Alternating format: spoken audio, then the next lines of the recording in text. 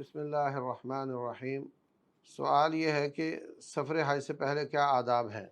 سفر حج ہو یا نہ ہو، کسی بھی عبادت سے پہلے یہ دیکھنا ضروری ہے کہ میری توحید کیسی ہے۔ اللہ تبارک و تعالی فرماتے ہیں، اے نبی صلی اللہ علیہ وسلم، وَلَقَدْ أُوحِيَ إِلَيْكَ وَإِلَى الَّذِينَ مِن قَبْلِكَ لَئِنْ أَشْرَكْتَ لَيَحْبَطَنَّ عَمَلُكَ وَلَتَكُونَنَّ مِنَ الْخَاسِرِينَ۔ میں نے آپ کی طرف وحی کی ہے اور آپ سے پہلے تمام انبیاء کی طرف وحی کی تھی کہ اگر شرک کیا تو میں سارے اعمال نیکیاں ضائع کر دوں گا۔ اب رسول اللہ صلی اللہ علیہ وسلم اور سابقہ انبیاء وہ تو اللہ کی ڈائریکٹ نگرانی میں ہوتے ہیں، ان سے تو شرک صادر نہیں ہو سکتا، تو ان کا بول کر اللہ تعالیٰ نے ہمیں سمجھایا ہے کہ اگر ہم ان کو یہ بول سکتے ہیں تو آپ کون ہوتے ہو۔ تو جو شخص شرک کرتا ہے اللہ تبارک و تعالیٰ کے برابر کسی اور کو سمجھتا ہے، صفات میں یا عبادت میں یا عنایات میں کسی قسم کی عنایات کوئی اور دیتا ہے اللہ کے سوا، عبادت کسی اور کی کرنی ہے، یا اللہ کی جو صفات ہیں اس جیسی صفات کسی مخلوق میں سمجھتا ہے، تو ایسے شخص کی کوئی نیکی قبول نہیں ہوتی اور حج بھی اس کا قبول نہیں ہوتا۔ نمبر 2، نیت کا اخلاص۔ تو کسی بھی نیکی میں آپ نیت اللہ کے سوا کسی اور کی کر لیں گے تو وہ ضائع ہو جائے گی۔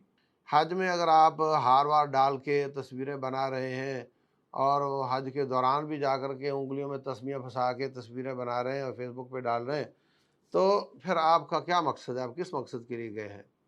اس لیے وہاں موبائل کو صرف اپنے گھر والوں کو خیر خیریت بتانے تک رکھیں، باقی آپ عبادت کے لیے گئے ہیں، زیادہ سے زیادہ وقت عبادت کو دیں، اور یہ تصویر کشی اور ریاکاری اور خود نمائی یہ کام بالکل نہ کریں، نہ جانے سے پہلے نہ جانے کے بعد۔ اسی طریقے سے جو عبادات مال سے متعلق ہیں وہ بھی، اور دوسری بھی، حرام خور کی عبادات قبول نہیں ہوتی۔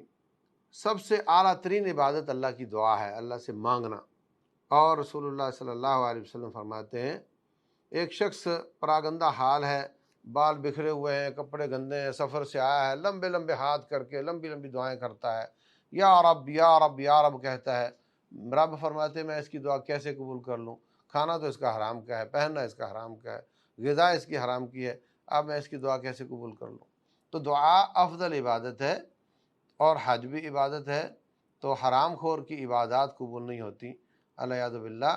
تو چاہیے کہ اس کا روٹین میں بھی کھانا پینا حلال کا ہو اور حج کے پیسے بھی اس کے حلال سے جمع کیے ہوئے ہوں۔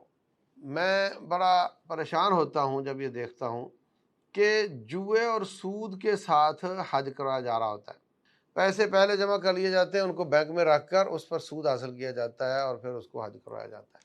اور لاٹری جناب، بڑے بڑے اچھے لوگ بھی لاٹری کہ آپ یہ کام کرو گے تو آپ کا قرآن دازی میں نام نکلے گا تو ہم آپ کو عمرہ کروا دیں گے، حج کروا دیں گے۔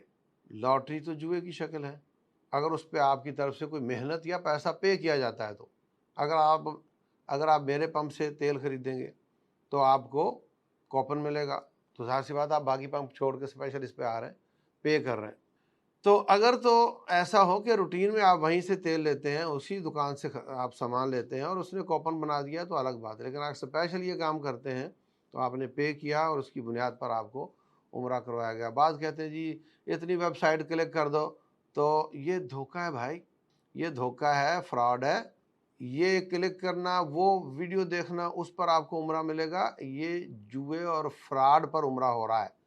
تو حلال کے پیسوں سے عمرہ ہونا چاہیے، یہ بھی ادب آداب کا حصہ ہے۔ اسی طریقے سے آپ جب حج کے لیے گھر سے نکلتے ہیں تو مل ملا کر نکلتے ہیں، اپنے معاملات صاف کر لیتے ہیں، ناراضگیاں ختم کر لیتے ہیں، معافی تلافی کر لیتے ہیں، بہت اچھی بات ہے۔ اور جب گھر سے نکلنا ہے، قدم باہر گیا تو بازار جانے کی دعا پڑھیں، گاڑی پہ بیٹھے تو گاڑی میں بیٹھنے کی دعا پڑھیں، سفر شروع ہوا تو سفر کی دعائیں ہیں وہ پڑھیں۔ اور یہ سب اگرچہ کامن چیزیں ہیں لیکن حج کے ساتھ بھی، وہ بھی چونکہ سفر ہے تو یہ بھی اس سے پہلے کرنے کے کام ہیں۔ اپنے جسم کی صفائی وفائی، ناخن بال وغیرہ سب درست کر لینے چاہیے۔ واللہ تعالی اعلم۔